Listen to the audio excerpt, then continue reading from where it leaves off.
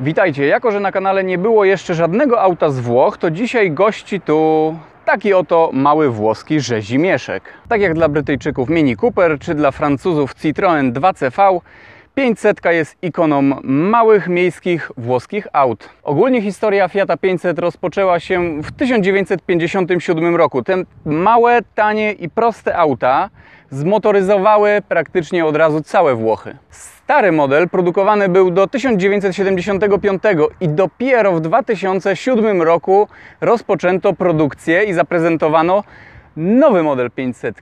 Również tak jak poprzednik został przyjęty bardzo gorąco. Dziś nowy model 500 można spotkać w kolekcjach wielu celebrytów, a nawet kierowców wyścigowych. Ci drudzy wybierają tą usportowioną wersję. Abarth 500.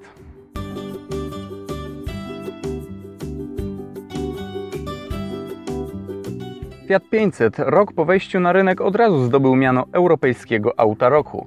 W 2008 także powstała wersja Abarth. Ogólnie 500 ma przypiętą łatkę raczej damskiego auta, jednak często można w nich spotkać faceta i nie bez przyczyny. Range Roverami i X5 też śmigają kobiety, na pewno się na takie natknęliście. Najczęściej to te, które Was wyprzedzą bez migacza, by na chwilę stanąć na środku drogi na awaryjnych, po czym pójść do sklepu.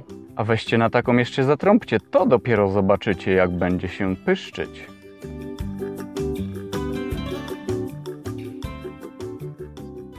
No i proszę, nowoczesne auto w stylu retro. Aż trudno uwierzyć, że obecna generacja Fiata 500 ma już 10 lat i mimo upływu lat wygląda wciąż dość świeżo z zewnątrz, jak i w środku. Jest to na pewno zasługa jego niepowtarzalnego wyglądu oraz wprowadzania co jakiś czas liftingów, w wersji limitowanych, specjalnych oraz różnych edycji. Po prostu ciężko jest znaleźć inne tak ciekawe i stylowe auto w segmencie A, które prowadziłoby się i zasuwało tak dobrze.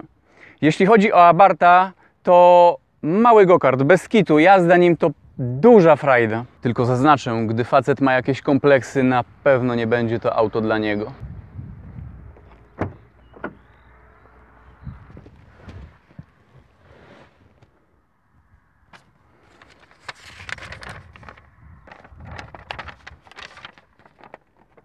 Ten samochód jednak został udostępniony przez panią Dianę. Jej link do Instagrama znajdziecie w opisie.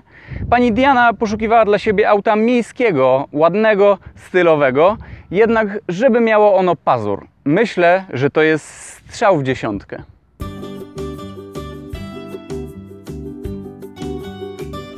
Fiaty czy Abarthy 500 wychodziły w dwóch wersjach nadwoziowych, hatchback oraz cabrio. Cabrio miało oznaczenie 500C. Kompromisem była jeszcze możliwość skonfigurowania sobie 500 z panoramicznym, otwieranym dachem. Jest to z pewnością zaleta, jednak nie dla mnie, o czym opowiem później.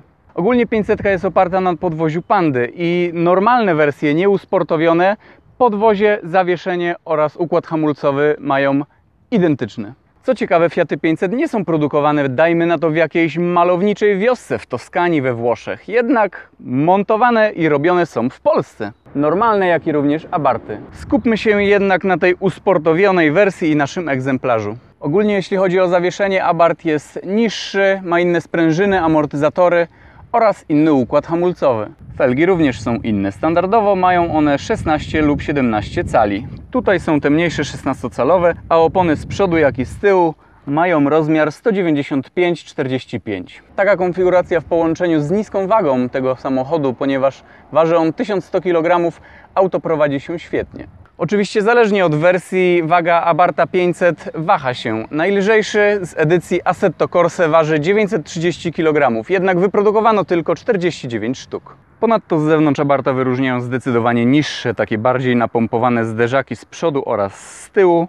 Końcówki wydechu zawsze występują tu po obu stronach i również zależnie od wersji oraz pakietu są podwójne lub pojedyncze. Inne są także dołożone duże progi boczne, spoiler tylnej klapy, no i oczywiście inne są emblematy na całym aucie. W środku zdecydowanie odczujemy tutaj także styl retro. Plastiki co prawda są twarde, jednak są świetnie spasowane, nie słychać tutaj żadnego trzeszczenia, telepania, nawet gdy jedziemy sobie po wertepach. Świetne wrażenie sprawia ten lakierowany panel, jest on prawie zawsze takiego samego koloru, jakiego koloru jest dane auto. No wyjątkiem będzie tutaj tylko Abarth 500 w najmocniejszej wersji, kiedy ten panel jest karbonowy oraz Fiat 500S, czyli normalna wersja, ale usportowiona, gdzie ten panel, niezależnie od zewnętrznego koloru, będzie taki półmatowy, srebrny. W środku czujemy się bardzo fajnie. Zdecydowanie odczuwamy od razu, że siedzimy w nietypowym i bardzo ciekawym aucie. 500 to taka jakby zabaweczka, na tle której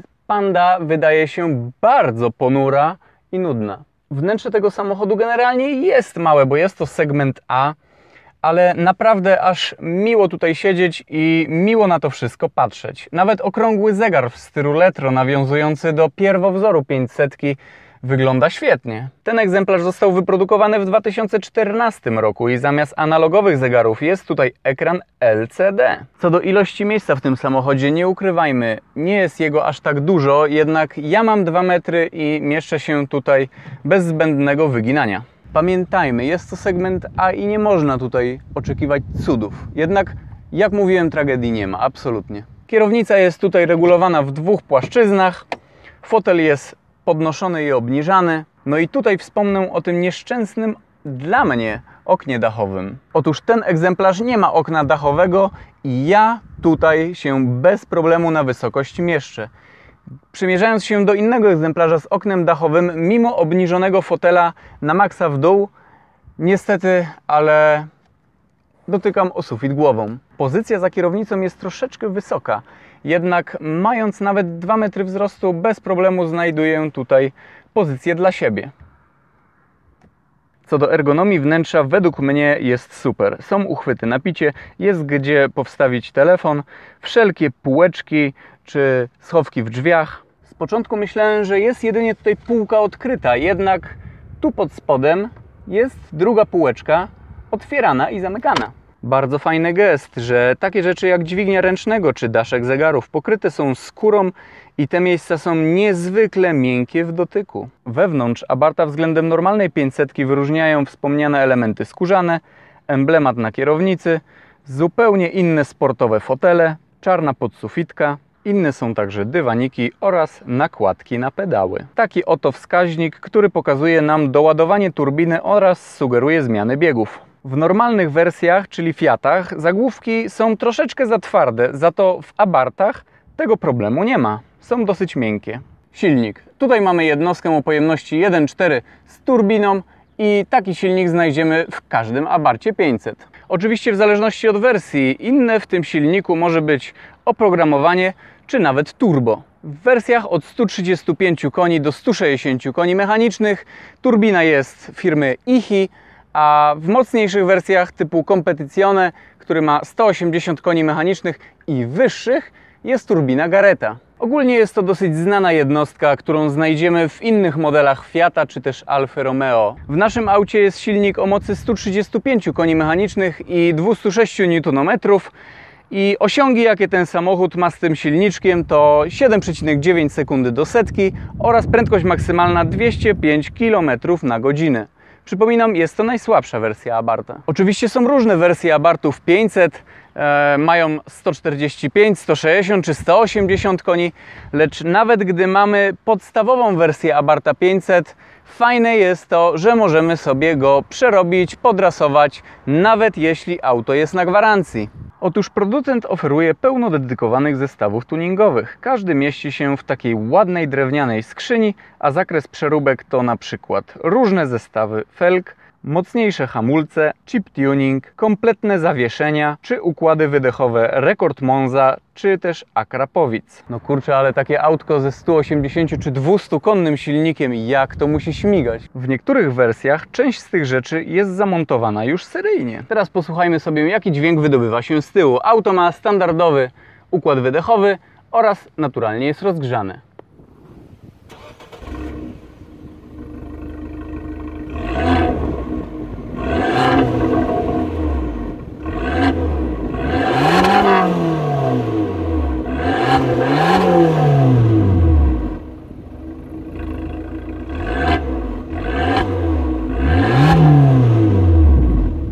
Czas na ciekawostki. Może taki detal, ale guzik do otwierania klapy bagażnika. Przyciskamy go. Słyszeliście? Jest on elektryczny. Nie ma tutaj jakiegoś ścięgna czy czegokolwiek.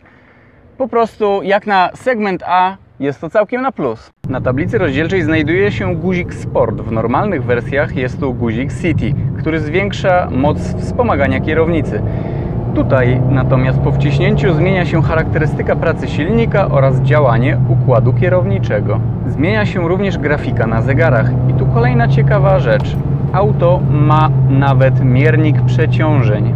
Ciekawostką tego auta jest również niepowtarzalność. Nie dość, że bryła i środek są już niepowtarzalne, to producent wypuścił kilkadziesiąt edycji i wersji 500. Poczynając od wersji bardziej eleganckich jak Gucci, do której nawet zaprojektowano zestaw pasujących toreb, idąc przez ekskluzywną wersję Riva, maksymalnie nawiązującą do pierwowzoru 500 Vintage 57, a kończąc na Abarcie 695 Tributo Ferrari czy też Tributo Maserati. Proszę bardzo, jest tego mniej więcej tyle. A to i tak jeszcze nie wszystkie wersje. Do wyboru, do koloru. Czas na wrażenia z jazdy. Jako że 500 podobno jest miejska, to głównie pojeździmy sobie nim po mieście. W środku, gdy jedziemy autkiem, jest dosyć przytulnie. Jest troszeczkę wąskie, ale nie odczuwamy tutaj jakiejś przesadnej klaustrofobii. O, nawet jak widzicie teraz, tyle mam miejsca nad głową. Czy auto jest sztywne? No jest trochę sztywne. Tutaj dodatkowo jest zawieszenie koni, ale nie jest to taczka, da się tym spokojnie śmigać. Na trasie wiadomo, będzie to troszkę uciążliwe, ale na mieście no czujemy, że jakby auto chce jechać. Tak kusi nas tą swoją taką jakby dynamiką i sztywnością. Jest naprawdę malutkie i po mieście to w sumie nie jest jazda, tylko takie śmiganie, wręcz latanie tym autkiem. Ale trzeba tutaj przyznać, jeśli ruch jest taki duży dosyć, korki są ok, auto świetnie włącza się do ruchu, można kogoś szybko ominąć, wyprzedzić, zmieścić się, ale kurczę, myślę, że do tego wystarczyłaby normalna 500.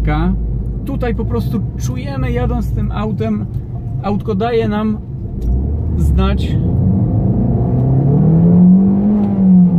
że nie wykorzystujemy pełnego potencjału. Prowadzi się naprawdę bardzo fajnie. Jakieś skręcanie na rondzie czy coś, jak teraz jadę, tutaj w ogóle nie ma żadnego problemu.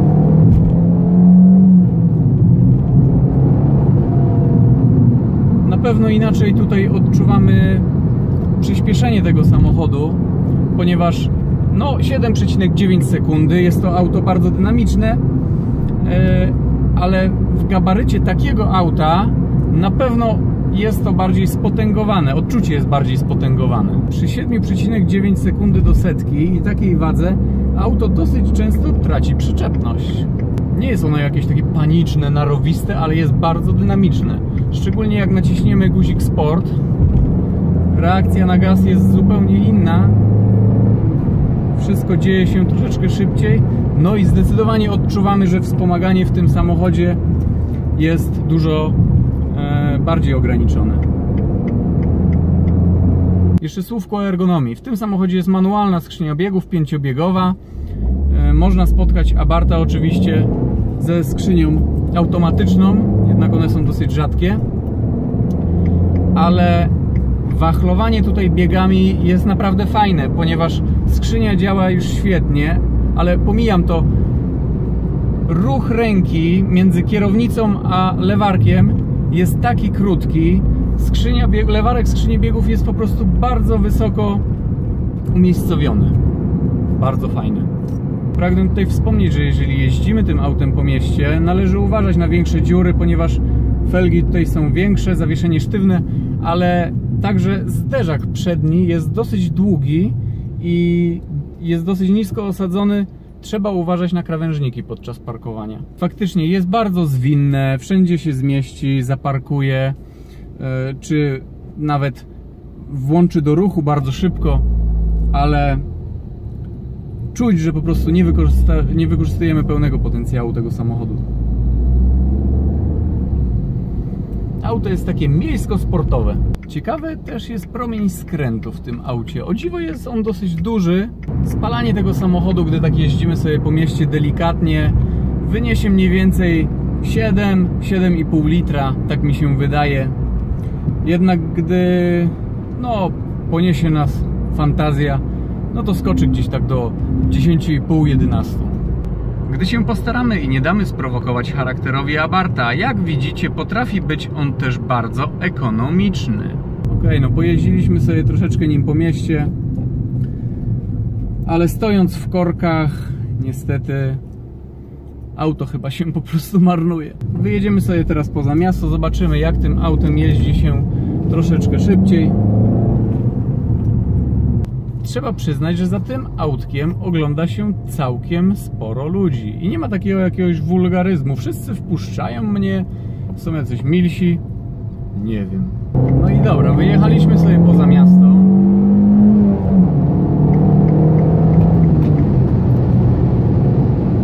No i tutaj odczuwamy, jakie to autko tak naprawdę jest.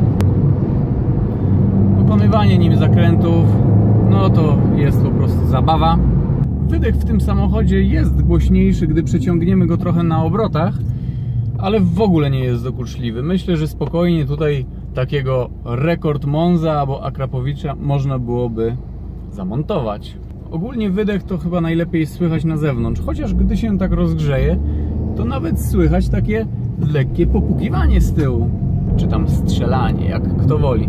Jadąc tym autem po zakrętach czujemy, że to auto w ogóle nie ma wychyleń, jest sztywne, prowadzi się strasznie precyzyjnie. Układ kierowniczy jest bardzo fajny, aż szkoda, że w Szczecinie nie ma jakiegoś chociaż małego toru, gdzie można byłoby wjechać tym samochodem i tak naprawdę sprawdzić wszystko. Tym autem jeździ się bardzo swobodnie, tak czuć, że ono jest po prostu bardzo lekkie i takie pokorne kierowcy.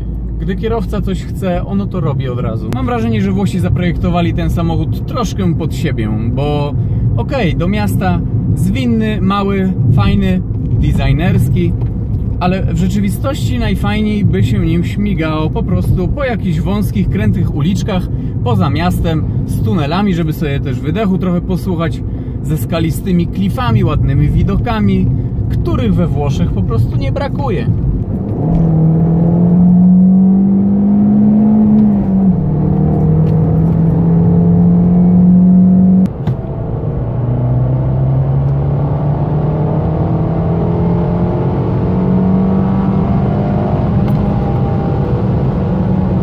Abarth 500 to, jakby tak trafnie porównać, pamiętacie, w każdej podstawówce były zawsze takie małe gnojki, które zaczepiały zawsze inne grzeczne dzieci. Zabierały im kanapki, szturchały, dostawały uwagi.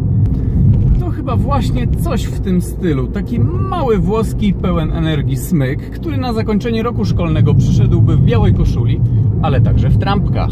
Oj, super opcją byłby tutaj właśnie wydech Rekord Monza. Miałem okazję usłyszeć go w autoryzowanym warsztacie w Szczecinie w wersji Abarth 500 Pista, który jest on montowany seryjnie, no i powiem wam, wtedy słychać zdecydowanie strzelanie z wydechu nawet. Pamiętajmy, jest on już oryginalnie dostępny w Abarthach. Można kupić nawet wersję już z oryginalnie zamontowanym tym wydechem.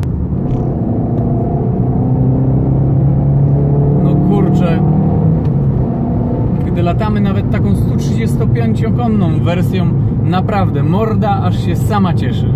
Jeszcze na koniec wspomnę o cenie, ponieważ nowe Abarthy są dosyć drogie, bo ceny zaczynają się od 70 000 złotych, a kończą nawet na 140-130 tysiącach. Jednak ładne, zdrowe egzemplarze można dorwać już używane od 30 kilku tysięcy złotych. No ale jakby nie patrzeć, jest to auto wyjątkowe w swojej klasie pod względem indywidualności i osiągów. Oczywiście kupując takie używane auto trzeba uważać, żeby nie miało one jakiejś historii powypadkowej, czy można trafić nawet na egzemplarze sprowadzane ze Stanów Zjednoczonych, ponieważ te auta również są dostępne w Stanach. No cóż, mam nadzieję, że test, jakie auto wam się podobało. Według mnie w segmencie A chyba nie ma ciekawszego i bardziej sportowego auta niż Abarth 500. To znakomite małe autko niepozorne autko daje naprawdę dużą frajdę z jazdy. Szczerze mówiąc, to chyba sam bym mógł takie mieć. Pozdrawiam, do zobaczenia i do następnego.